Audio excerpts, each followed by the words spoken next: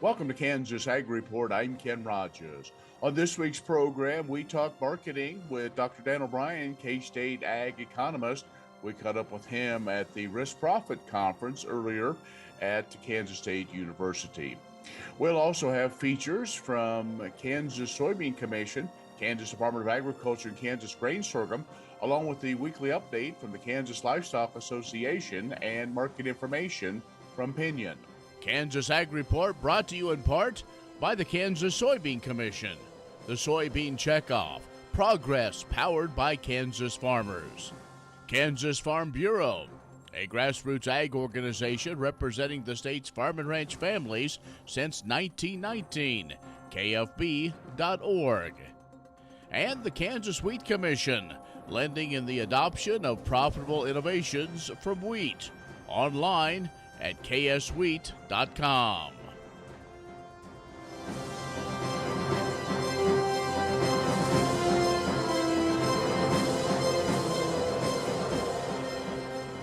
In ag news, Kansas State University's College of Agriculture once again been recognized as a top 10 college by niche.com in its annual rankings of the best colleges for ag sciences. In the 2025 list, K-State ranks number 8. This niche.com ranking is based on analysis of academic, admission, financial, and student life data collected by the Department of Education, plus millions of reviews from students and alumni. The niche.com list of top 10 schools includes in at number 1, Cornell, number 2, University of California, Davis, number 3, Texas A&M, number 4, North Carolina State, number 5 is Purdue, number 6, the University of Florida. Number 7, University of Illinois, Urbana-Champaign. Number 8 is K-State. As we round out the top 10, number 9, University of Georgia. Number 10, our friends down south, Oklahoma State University. Go Cats.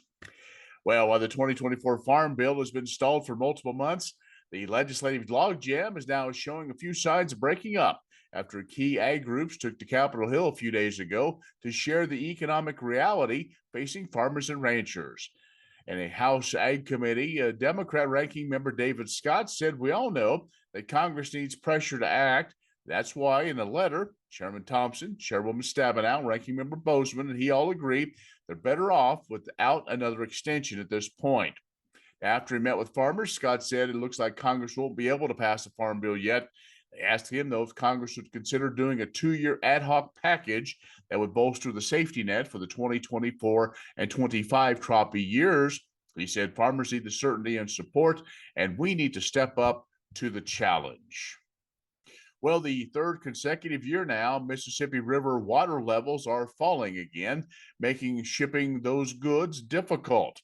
The low levels are forcing barge companies to put limits on how much cargo that they can carry, and it's also cutting into farm profits. It was only just 2 months ago that much of the river was above flood stage. If you went north of St. Louis, as river levels fell steadily since then, barge companies had to limit the number of soybeans, grain, and other cargo they carry to prevent barges from getting stuck. That means less profits for farmers. And approximately 60% of all U.S. grain exports are taken by barge down the Mississippi, down to New Orleans, where corn, soybeans, and wheat get stored, then transferred for shipment to other countries. It is an efficient way to move crops. A group of some 15 barges lashed together and it carries as much cargo as about 1,000 semi-tractor trailer rigs. And the latest consumer price index indicates a slowdown in inflation, which has dropped below 3% for the first time since 2021. And the Federal Reserve beginning to cut interest rates now, while longer-term interest rates have been falling now for a few weeks. Crop yields expected to be high this fall, putting downward pressure on prices. Corn and soybean futures have fallen quite a bit, about 30% over the last 18 months. The pressure, though, is on crop producers. Livestock producers, though, seem to be benefiting from the low feed cost prices and higher production prices and product prices, that is, and improving their 2024 profitability. Strong financial positions from high incomes in 21 and 22 have provided a cushion for many farmers heading into a more challenging business environment. But wheat crop margins are set to further erode farm sector income this year, according to the farm credit system. Portfolio growth within the system, though, does show strong financial results with modest growth in the first half of this year. That's a check of ag news. Dan O'Brien from K-State will join us when we return. The Kansas Ag Report brought to you in part by Kansas Grain Sorghum. Growers working together. Learn more at ksgrainsorghum.org. Grass and Grain, online or in the mail, keeping Kansas farmers informed for over 60 years. grassandgrain.com.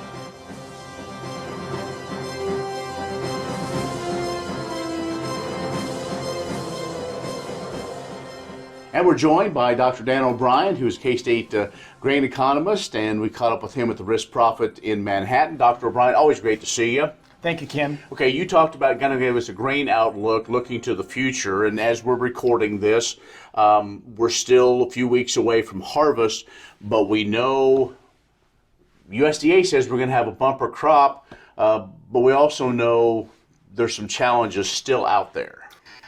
I think the September report is going to be important, and we mentioned that there'll be some other independent surveys going through the heart of the Corn Belt as well in the next few weeks. The September report will have the first objective yield survey to go along with what the farmers are thinking. We'll be a month further down the road than that last one. We'll see where maturity is, ear fill, and all sorts of things. So there's ways to go. I think. Just on the map, it looks like you and I were talking before we came on the air.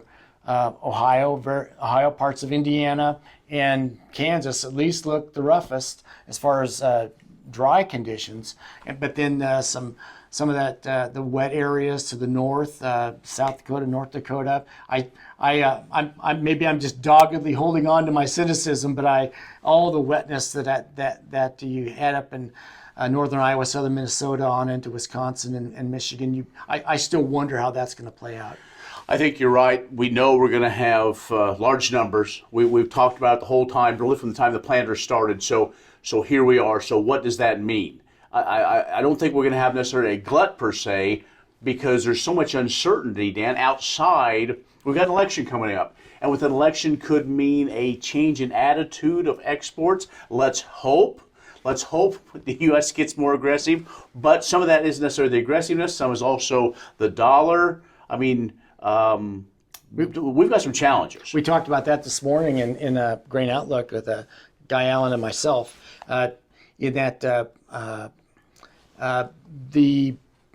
if the Republican administration comes in, they're probably more likely to challenge China on some of their trade practices, some of their internal tariffs, and now, and that makes everybody wobbly.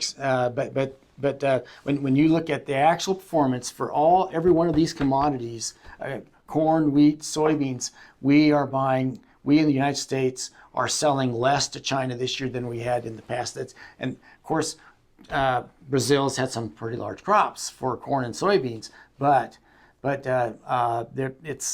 there's clearly a preference going on, and the weak aspect of our supply-demand balance sheets right now is our exports, currencies to the whole world, as well as the interactions of China and not growth in South America, production, all that play, and really kind of forcing us towards domestic processing to keep our markets going.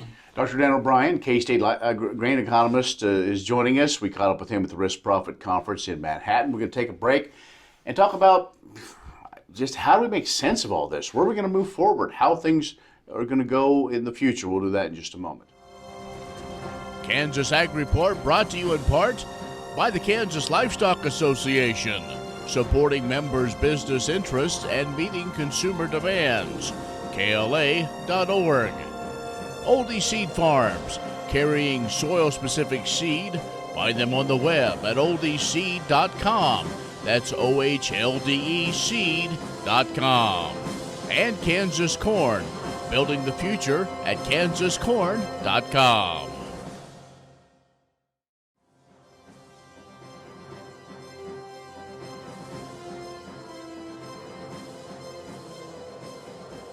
And Dr. Dan O'Brien, the K-State grain economist, joins us. I'm going to give you a promotion and make you economist for everything. But we're talking, he was a risk profit and kind of giving you this outlook. So, Dr. O'Brien, we know farm income is going to be a challenge. It's going to be down this year. Will things like that make movements in rotations as far as I'm looking at wheat? Where are we going to be this fall with wheat? Because we had pretty decent yields. Markets are not good. Farmers, are we going to force farmers to continue to plant more corn? At the base, we follow our comparative advantage. I'm an economist. I don't know what else to do. I fall back on principles, and we'll plant what we're good at because that's the best. That gives us the best opportunity to get a lot of units to spread our costs out over. But with regard to wheat, it's not helping that we're struggling with regard to wheat prices, and even 2025 prices at its worst dipping to or even I think I've seen one or two bids below $5. So we have a base of wheat that we need to plant to keep our rotations going, particularly in the dry land areas. Right. We have that at a minimum, but we talked about this morning in our outlook. Somewhere out there, and Seth Meyer mentioned this yesterday, that wheat's confusing and that it's hard to figure out because the world situation is tightening every year for about the last 7-8 years, but I think that I think what's happened is that when we had the last Ukraine-Russia deal, Black Sea region, there was such a panic, such a such a strong reaction, world community to keep that trade flow going. Okay. I think it kind of put anybody that'd be worried about wheat supplies to sleep, Okay. And so I think that we have basically just-in-time supplies coming out of Russia, and Russia and Ukraine have to sell it, fire sale to generate currency to fund their war effort. So you've got a situation where we're just not worried about it. Let's talk soybeans. Overall, we're going to have near record soybean crop, is what they're telling us.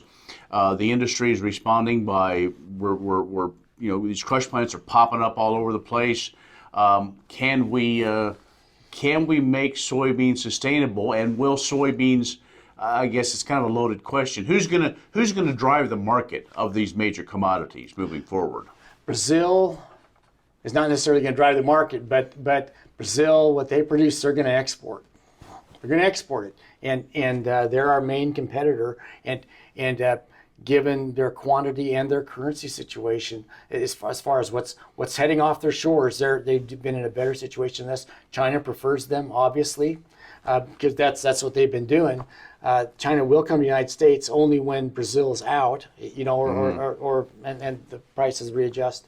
So I think on that we're being pushed as a defensive mechanism, if nothing else, in the soybean industry towards domestic processing.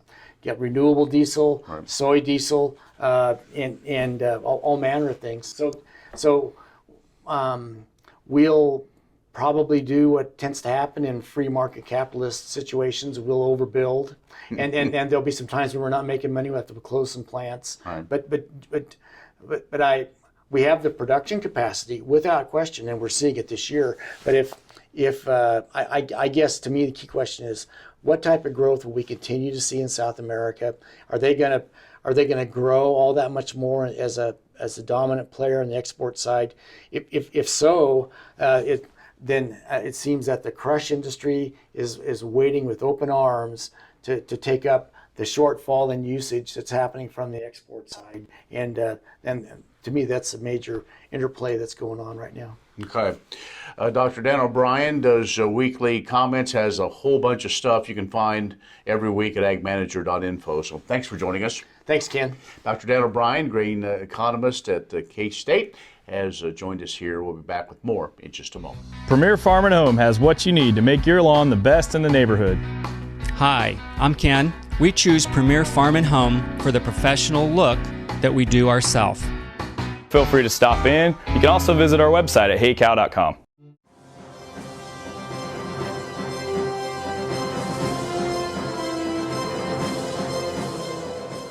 It's now time for another Kansas Sorghum Update, brought to you by the Kansas Sorghum Commission. First with the Crop Progress Report from USDA. For the week ending September 15th, 2024, Kansas sorghum condition rated 10% very poor, 15% poor, 37% fair, 33% good, and 5% excellent. Sorghum coloring was 80%, near 77% both last year and average. Mature was 35%, near 31% last year, and ahead of the 21% average. Harvested was 5%, near 6% last year, and 3% average. While we're just wrapping up the Sorghum Connection Field Day series, don't forget that the program also includes a winter series as well.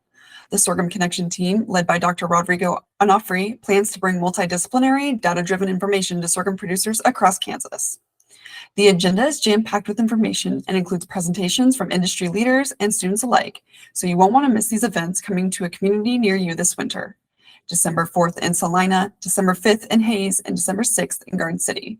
Stay tuned for further details. Lastly, I have an important reminder for commissioners in the Eastern Tier, that's crop reporting districts 7, 8, and 9. Be sure to take note of the upcoming election cycle deadline on November 30th, as these districts are up for appointment in 2025. The Kansas Department of Agriculture states that eligible candidates who wish to run for a seat must gather 20 signatures by this November 30th deadline. For more information, you can contact the Kansas Department of Agriculture or the Kansas Sorghum Office. Thank you, and stay tuned for next time. Imagine turning soybean oil, used cooking oils, and waste animal fats into fuel so amazing it drives U.S. jobs and our economy forward. Learn more about biodiesel at americasadvancedbiofuel.com.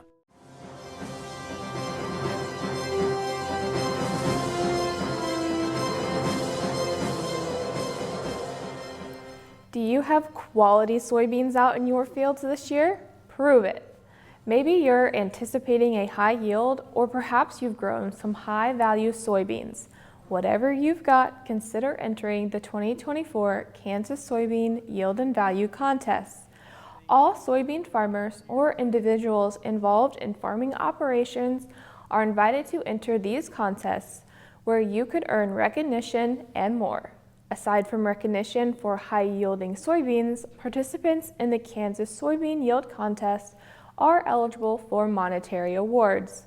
The Kansas Soybean Commission sponsors a prize for the top 3 finishers in each district, as well as an additional $1,000 for the overall dryland and irrigated winners and any who top the current record.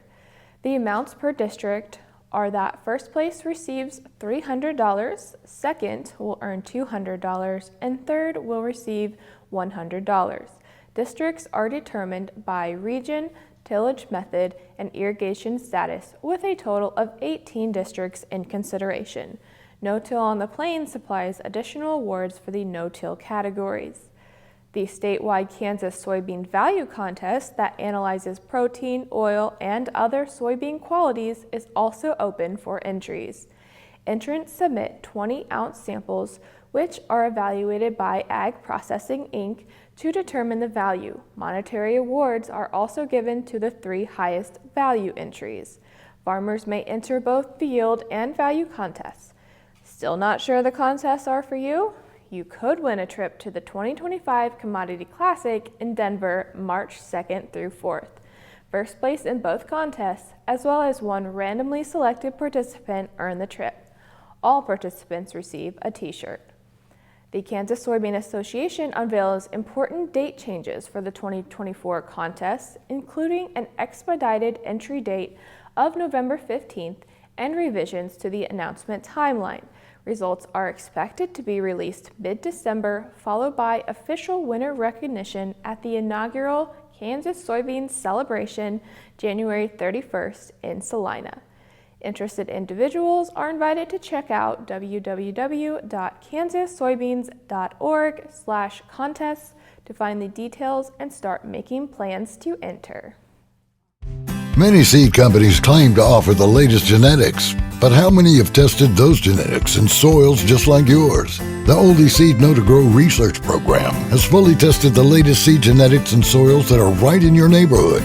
The Oldie Seed Know-to-Grow program can recommend the best performing hybrids from technologies like Enlist, Extend, and LibertyLink that will optimize the yield and profit of every acre on your farm. Contact Oldie Seed today.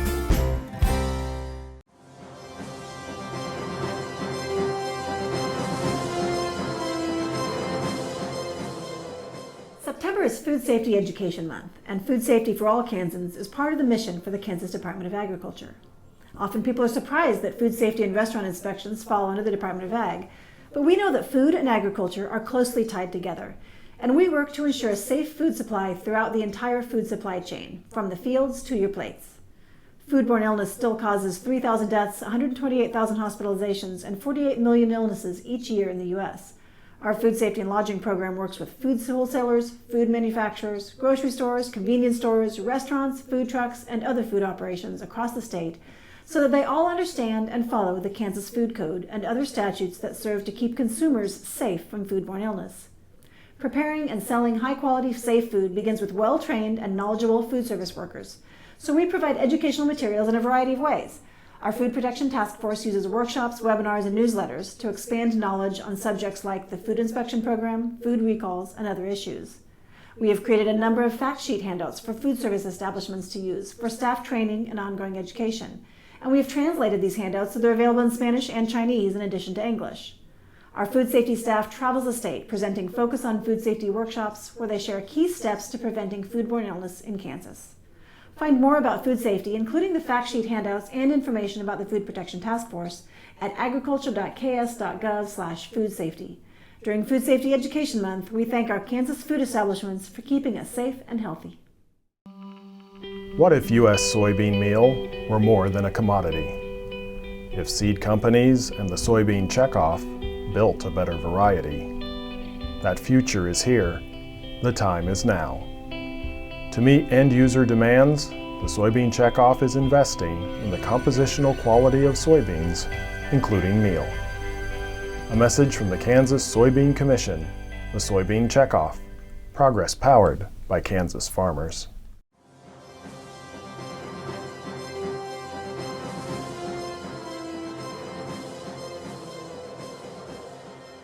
The Kansas Beef Council is working with Kansas high school coaches to implement the Checkoff-funded sports nutrition game plan in their athletic programs. This initiative was developed to educate high school athletes, coaches, trainers, and parents on sports nutrition principles. It utilizes videos, handouts, social graphics, and team challenges to share the science-based information, which highlights how lean beef perfectly fits into an athlete's diet due to the high-quality nutrients it provides. Weekly emails with a tip of the week are being sent to 65 different teams and parent groups across the state. These teams include every sport from football to swimming.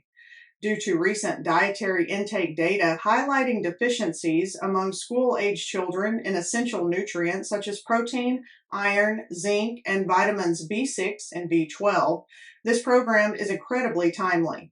The Sports Nutrition Initiative received a warm reception from the 540 attendees at the 90th Kansas High School Activities Association Coaching School Conference.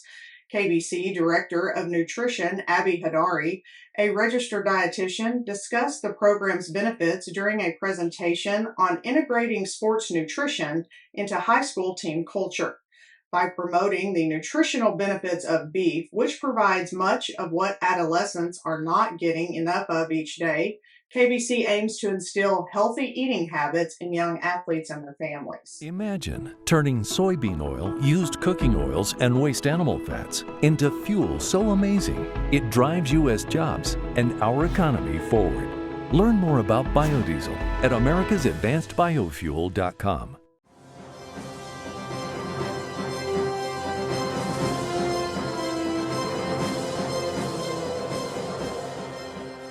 Hello and welcome. Tanner Burning with Pinion Risk Management, giving you a commodity market update for the week of September 16th, 2024. Harvest is starting up across most of the Midwest, and nothing beats a good cash sale. So why don't we look into the state of today's cash markets in reference to basis trends over the coming year? What we do know, or at least what we've been told, is that we are looking at a record yield in corn and alongside record production in soybeans. Usually this does not bode well for cash markets and basis. When entering into large supply environments, you must watch out for oversupply and weakening basis. There will always be give and take depending on farmers selling into said market. But looking at higher interest environments than previous years, I do expect ample farmer selling, thus saturation on physical markets, unless we see strength in our export and domestic usage due to these lower prices. Corn across the Midwest is going into harvest at a mostly weaker basis versus the 3-year average, with the worst prices being at rail loaders and river terminals due to increased freight costs. Stronger markets are the cattle feeding and ethanol markets, which are still clinging to record operating margins over 2023-2024. Look for a market or a reseller bid taking your corn away from the rail and into the processor if your operation will allow. I expect in the carry environment we are in that once a purchase basis is established from the buying side, they will have their choice of many origins and it will be mostly a buyer's market for 2024-2025. Soybeans have a similar story in which we are seeing a stronger basis over the 3-year average at the processor, but when it comes to rail and barge markets, just normal to below normal type basis values. Recently, China has been doing some spot buying, but the increased freight cost due to lower river levels has stalled out any hopes of a positive basis trend. Milo has mainly been an ethanol feedstock for most of the year, as China has not come to the market for excess purchases, creating any shortages. Looking for Milo to trade as a discount to corn through most of the Western Corn Belt through the end of the year, unless China enters the buying side. The producer's largest risk in an oversupplied market is the cash price, and of that element, specifically on the side of the basis values. This is the time of year we are turning our hard work and effort from the growing season into hopefully what is a profitable sale. Regardless of what products you use for risk management, there is something to a well-executed cash sale. So keep your eyes out for historically good or average harvest delivery bids and make the sale that is right for your operation. If ever you feel disconnected from the cash market or uncertain what a cash basis should trade, please call a professional. When it comes to following the day-to-day moves in an ever-changing agricultural markets, we at Pinion Risk Management look to be a trusted source of information for our clients, along with a guiding hand on decision-making and reasoning towards a market plan. To learn more about our approach for risk management, please give us a call at 888-452-8751. I'm Tanner Burning with Pinion, and thank you for your time.